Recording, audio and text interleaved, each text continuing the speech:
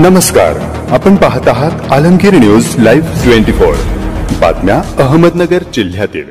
पहिल्या दिवशीपासून ज्या वेळेस 1 एप्रिलला नवनियुक्त खासदार निलेश लंके साहेब यांनी ज्यावेळेस उमेदवारी त्यांना महाविकास आघाडीची आणि विशेषतः राष्ट्रवादी काँग्रेस शरदचंद्र पवार या पक्षाची मिळाली, त्यावेळेसपासून पहिलाच एक नॅरेटिव्ह जनतेनेच दिला की ही जनशक्तीच्या विरोधात जनशक्तीचा उमेदवार हा दिलेला आहे।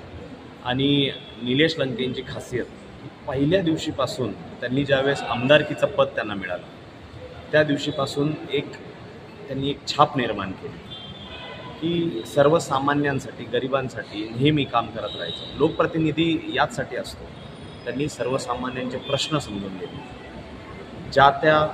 त्यांचं जे विधिमंडळाचे ते सदस्य आणि विधान भवनामध्ये कशा पद्धतीने पोटतिडकीने ते म्हणजे आवाज उठवला। आणि आपण जर बघितलं दक्षिणेची ही उमेदवारी आणि लोकसभेची उमेदवारी करत असताना एक चांगलं त्यांनी विजन डोळ्यासमोर लोकांसमोर ठेवला। तो एक शिक्षकाचा मुलगा म्हणून लोकांना ज्यावेळेस त्याच पद्धतीने स्वीकारला। आणि इकडं आपण बघितलं तर समोरचे उमेदवार हे खूप त्यांचं प्राबल्य असेल, 50 वर्षाचा त्यांचा इतिहास असेल, राजकारणामध्ये सामाजिक विषयांमध्ये त्यांचं असलेलं वर्चस्व, त्या विरुद्ध महाराष्ट्राची ही सर्वात मोठी लढाई झाली। आणि म्हणून जनतेचा कौल अगदी स्पष्ट होता, कितीही यंत्रणा वापरली तरी त्या सगळ्यांना तोंड देऊन इतका कडवा संघर्ष, प्रशासनाचा मोठ्या प्रमाणात दबाव नुसता त्यांच्यावर नाही तर तिसऱ्या आणि चौथ्या फळीच्या कार्यकर्त्यांवर राहिला, तरी देखील स्पष्ट निकाल निलेश लंके हे खासदार म्हणून नगर दक्षिणेचे हे निवडून गेलेले आहेत। हे या नगर शहरामध्ये होत आहे। वर्धापन दिन येणाऱ्या 10 जूनला आपल्या नगर शहरामध्ये होत आहे। आताच जिल्हाध्यक्ष आदरणीय फाळके तात्यांनी त्या बाबतीत आपल्याला सांगितलेलं आहे।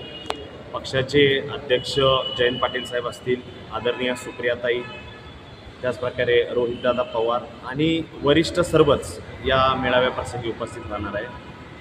मेळावा जरी राष्ट्रवादी काँग्रेस पक्षाचा असला तरी आमच्या महाविकास आघाडी पक्षातले सर्व घटक पक्ष या मेळाव्याला उपस्थित राहतील।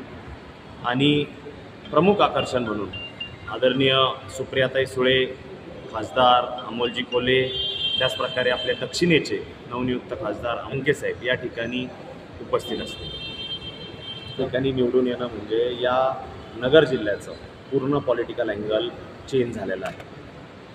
त्यांचा पहिल्यापासून ही विचारधारा आहे की जिथं जिथं गुंडगिरी होतं, जिथं जिथं दहशत होती, ती मोडून काढण्यामागं त्यांनी नेहमी त्यांचे विचार मांडलेले आहेत, त्याविरुद्ध लढा दिलेला आहे। मग तो नगर शहरामध्ये असू द्या किंवा संपूर्ण कुठल्याही दक्षिणेमध्ये असू द्या। आता एक नवीन परिवर्तन, एक नवचैतन्य या ठिकाणी निर्माण झालेलं आहे भ्रष्टाचाराच्या विरोधात। त्याचप्रकारे जो पण काही खंडित विकास असेल आणि सगळ्या आनंदाचं म्हणजे या नगर शहरामध्ये अनिल भैया ज्या पद्धतीने ज्यांनी काम केलं, त्यांचे जे विचार होते की गुंडशाहीला कुठल्याही पद्धतीने थारा द्यायची। काल सगळ्यात मोठा आनंद नगर शहर शिवालय येथे झाला। आमच्यासारख्या सगळ्यांना जे अनिल भैयांना विचारांवर जे प्रेम करतात या सगळ्यांना झालेलं आहे। म्हणून निलेश लंके साहेब कुठल्याही पद्धतीचं दडपण या अगोदर जसं प्रशासनावर लोकप्रतिनिधींनी आणलं तसा पद्धतीचं दडपण हे याचसाठी आणतील की जिथे ज्या लोकांवर अन्याय होतोय तिथं प्रशासनाला सुट्टी ते देणार नाही। तिथं 100% लढा देऊन त्या ठिकाणी आपल्या दक्षिणेतलं विशेषतः नगर शहरातलं एक कायदा सुव्यवस्था चांगली कशी राहील त्या पद्धतीचं चांगलं काम हे निलेश लंके साहेब करून दाखवतात। एक देशात एक त्यांनी जे आकडेवारी सांगितलं होतं, एक्झिट पोलवर त्यांचा खूप विश्वास होता की इतक्या पुढं इंडिया जाणार नाही, तितकं जाणार नाही। आज इंडिया रस्सीखेच झालेली आहे, ते डचकलेले आहेत NDAचे आणि त्याचेच परिणाम हे खाली तळागाळापर्यंत जातात।